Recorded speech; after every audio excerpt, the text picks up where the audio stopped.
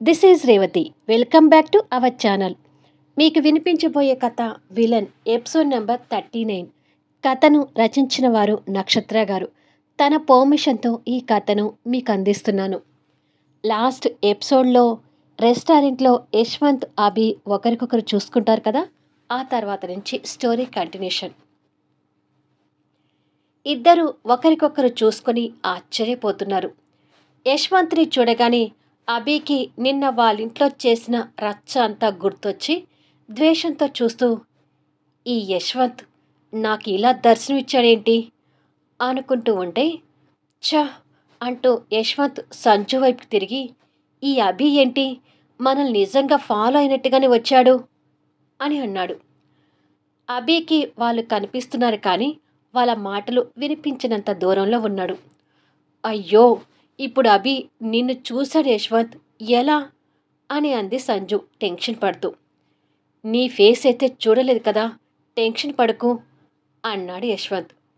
యశ్వంత్కి ఎదురుగా స్కార్ప్తో కనిపిస్తున్న సంజు వైపు అభి చూసి, ఎవరో అమ్మాయితో యశ్వంత్ కనిపించడం ఆశ్చర్యంగా ఉంది, ఎవరై ఉంటుంది తను అంటూ తన డ్రెస్ని కలర్ని గుర్తుపట్టి, ఇంతకుముందు 2 వీలర్ మీద కనిపించింది ఈ అమ్మాయే కదా, అంటే హెల్మెట్ పెట్టుకుంది యశ్వంత్ అయి ఉంటాడు.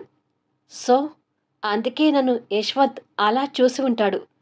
కానీ యశ్వంత్ వచ్చిన అమ్మాయి కూడా నన్ను పదే పదే చూసింది కదా, అంటే తను కూడా నాకు తెలిసిన వాళ్ళలో ఎవరైనా అంటూ మనసులో ప్రశ్నలు వేసుకుంటూ తన వైపు సందేహంగా చూస్తున్నాడు. అమ్మ బాబోయ్, అభి నన్నే చూస్తున్నాడు యశ్వంత్, గుర్తుపడతాడేమో అంది సంజు. అభి నన్ను చూసినా నాతో పాటు వచ్చింది నువ్వు అని అసలు ఎక్స్పెక్ట్ చేయడు కాబట్టి నువ్వు అసలు భయపడకు, నీ స్నేహితుడి వైపుకి పదే పదే చూడకు అన్నాడు. అసలు మనం ఇక్కడి నుంచి వెళ్ళిపోదాం యశ్వంత్ అని అంది సంజు భయపడుతూ.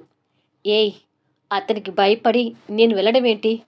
ఇందాక రోడ్డు మీదే ఆ అభి నుంచి తప్పించుకొని రావడానికి నాకు గిల్టీగా అనిపించింది.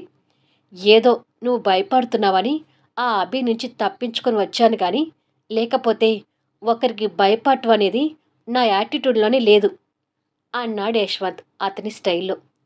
అబ్బా యశ్వంత్, ప్లీజ్ అలా అనకు, ఇప్పుడు కూడా నా కోసం వెళ్ళిపోదాం రా అంది సంజు. అభి ఇంకా వాళ్ళని చూస్తూ, అసలు రెస్టారెంట్లో తినడానికి వచ్చి ఇంకా అమ్మాయి స్కార్ప్తోనే ఉందేంటి అని అనుకొని స్కార్ప్తో ఉన్న తన మొహం వైపు తీక్షణంగా చూస్తున్నాడు. వెళ్ళిపోవాల్సిన అవసరం లేదు, నువ్వు అభి కంట పడకుండా ఉండాలి, అంతే కదా అన్నాడు యశ్వంత్. అవును, మనం ఇక్కడ నుండి వెళ్తేనే కదా అది సాధ్యమయ్యేది అంది సంజు. వెళ్ళాల్సిన అవసరం లేదన్నాను కదా, అభి ఎలాగో నన్ను చూశాడు కాబట్టి నువ్వు అభి కంట పడకుండా ఉండాలి, అది నేను చూసుకుంటాను అంటూ అక్కడున్న మరొక టేబుల్ చూశాడు. అభికి అనుమానం రాకుండా తనతో ఏదో మాట్లాడుతూనే పక్కన ఉన్న వాటర్ గ్లాస్ని డొల్లించి టేబుల్ని తడిపాడు. ఆ వంకతో సంజన ఫేస్ కనపడకుండా తన బ్యాగ్ మాత్రమే అభికి కనిపించేటట్టుగా వేరే టేబుల్ మీదకి షిఫ్ట్ అయ్యారు.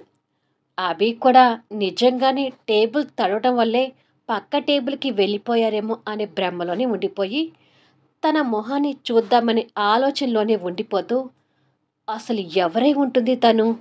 ఒకవేళ షీలానా? షీలా అంటే యశ్వంత్కి అసలు ఇష్టం ఉండదు కదా. ఒకవేళ షీలా లవ్ని యశ్వంత్ యాక్సెప్ట్ చేసినా షీలా నాకు చెప్పి ఉండేది కదా. ఎందుకైనా మంచిది, ఒకసారి షీలాకి ఫోన్ చేసి కన్ఫర్మ్ చేసుకుంటాను అని అనుకొని ఫోన్ చేస్తున్నాడు. అప్పటి వరకు అభికి ఎదురుగా కూర్చున్న వ్యక్తి అభి ఏదో ఆలోచన ఉండడం గమనించి, ఎనీ ప్రాబ్లం అభి అని అడిగాడు. నథింగ్, ఒక చిన్న కాల్ మాట్లాడాలి అంతే అన్నాడు అభి. ఓకే, మీరు కాల్ మాట్లాడుతూ ఉండండి, నేను వాష్రూమ్లోకి వెళ్ళొస్తాను అని చెప్పి అతను వెళ్ళిపోయాడు. అభి షీలాకి ఫోన్ చేస్తూనే తన ఫోన్ లిఫ్ట్ చేస్తుందేమని వెయిట్ చేస్తూ ఉన్నాడు. ఓ క్లబ్లో పేకాట ఆడుతున్న షీలా ఆ కాల్ చూసి, నిన్ననే కదా అభి వాళ్ళ ఇంటికి వెళ్ళొచ్చింది, ఇంతలోనే నాకు ఫోన్ చేస్తున్నాడేంటి అనే ప్రశ్నతోనే లిఫ్ట్ చేసి హలో అంది. సంజు ఫోన్ లిఫ్ట్ చేయకపోవడం చూసి తను షీలా కదని కన్ఫర్మ్ చేసుకుని ఎక్కడ ఉన్నావు షీలా అంటూ మామూలుగా అడిగాడు. క్లబ్లో ఉన్నాను అభి అంది షీలా.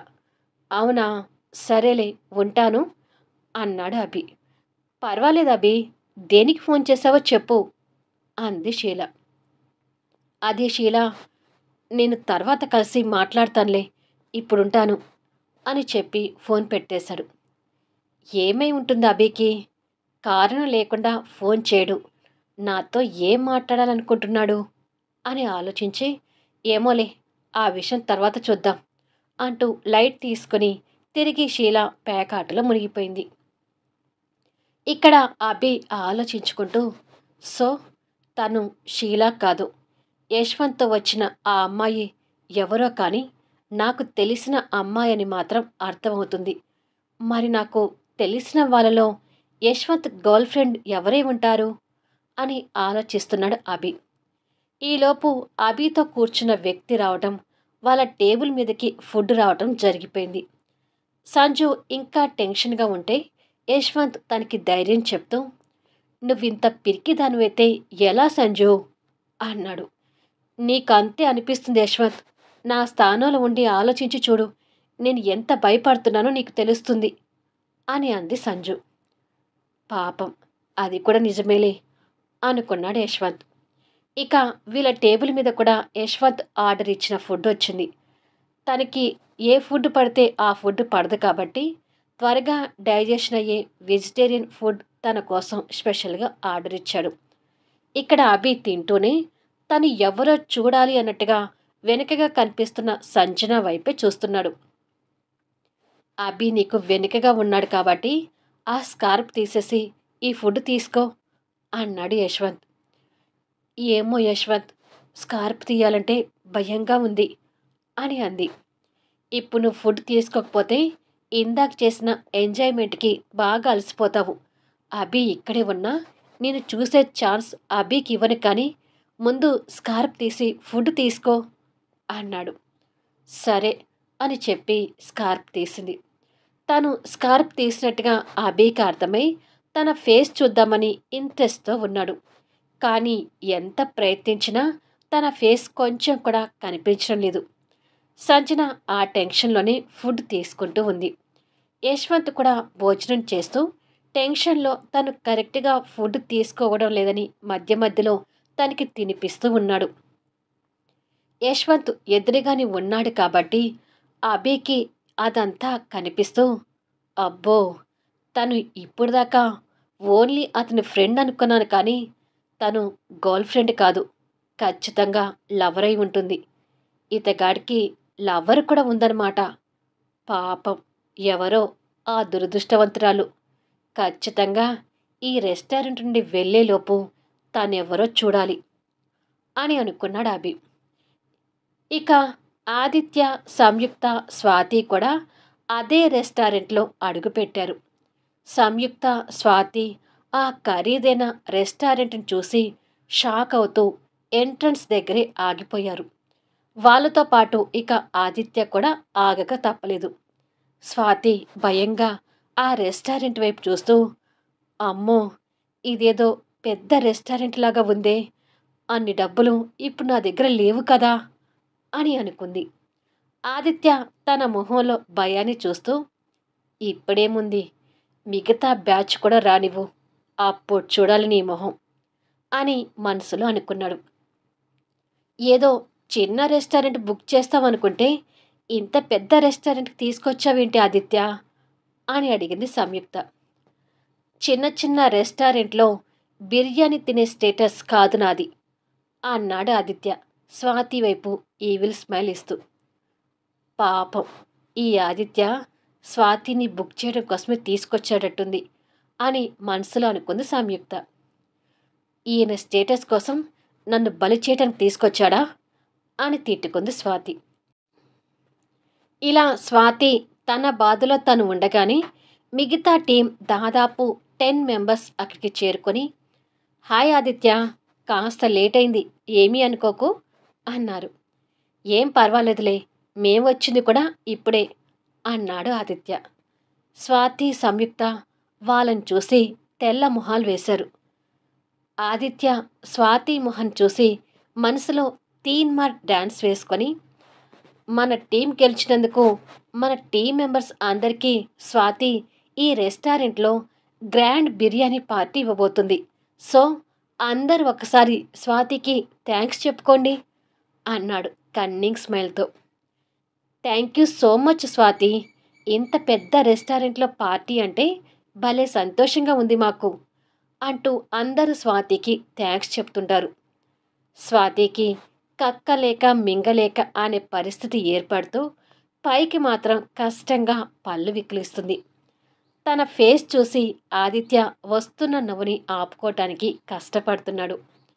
అలా నవ్వటం స్వాతి ఓరకంట చూస్తూనే, నన్ను బాగా ఆడుకుంటున్నావు కదా ఆదిత్య అని మనసులో అనుకుంది.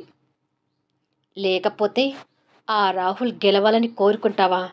నీకు ఇలాగే జరగాలి అని అనుకొని, బాగా ఆకలిగా ఉంది స్వాతి, ఇక లోపలికి వెళ్దామా అన్నాడు ఆదిత్య. అవును, మాకు కూడా బాగా ఆకలిగా ఉంది అంటారు మిగతా టీం మెంబర్స్ కూడా.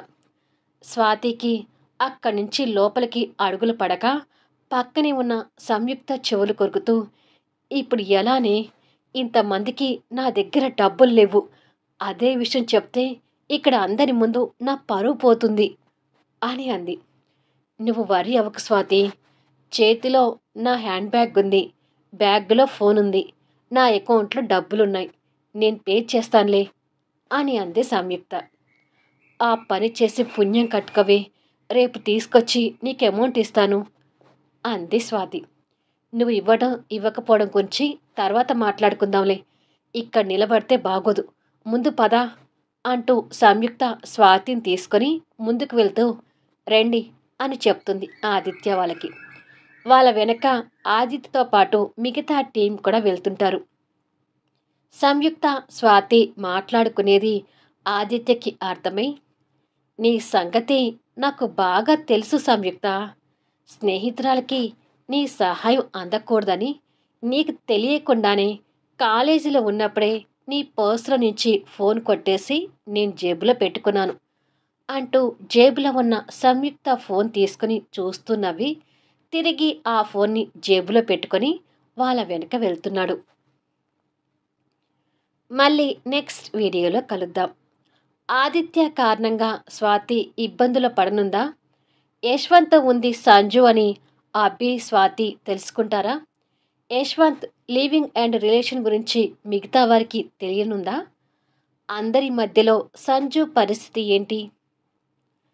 కథ నచ్చితే దయచేసి లైక్ చేయండి, కామెంట్ షేర్ చేయండి, సబ్స్క్రైబ్ చేసుకొని ఛానల్ షేర్ చేస్తూ సపోర్ట్ చేయండి. Thanks for లీజనింగ్.